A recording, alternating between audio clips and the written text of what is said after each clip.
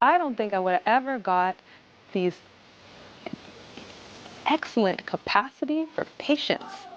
I've never in my life had to be more patient than I've had to be in the last like 5 years of being between Ghana and Toronto, and then obviously this almost year of me being here this time, and then just being polite. I think like my level of politeness and like the grace and like humbleness with which I greet people now, as I never used to like. I say please before I say any sentence. Now, if I ask somebody something, like I'm talking to my friends in Toronto, like, why are you like saying please before you ask questions? And like that's something that like I'm definitely gonna keep that with me for the rest of my life because that's something I really love about Ghanaian culture. It's like even if they're being rude, they'll say please before.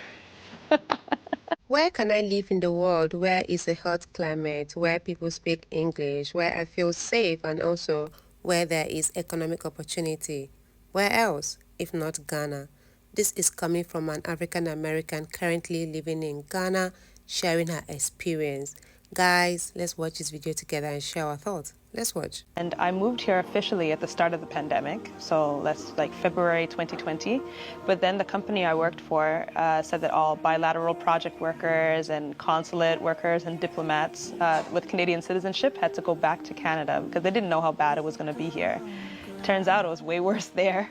So, Ghana's borders were closed until September 2020, and then I came back in October 2020, and I've been here solidly ever since. So, after finishing university, I did my first international development gig in Dominica, where I was an youth entrepreneurship advisor at the Dominica Youth Business Trust. After working there for a while, I decided to move to Trinidad, and that's where half of my family's from. That's where my mom's side is from.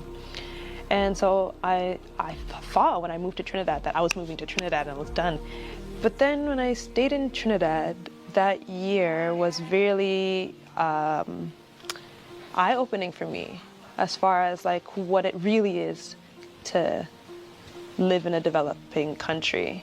I remember seeing a dead body on the street. You know what I mean? Like the year that I was living there was very, very violent. And so that's the type of thing that I don't worry about here, and I think that that's really important. So like where can I live in the world where it's a hot climate, where people speak English also, and where I feel safe, where there's economic opportunities? Ghana, really.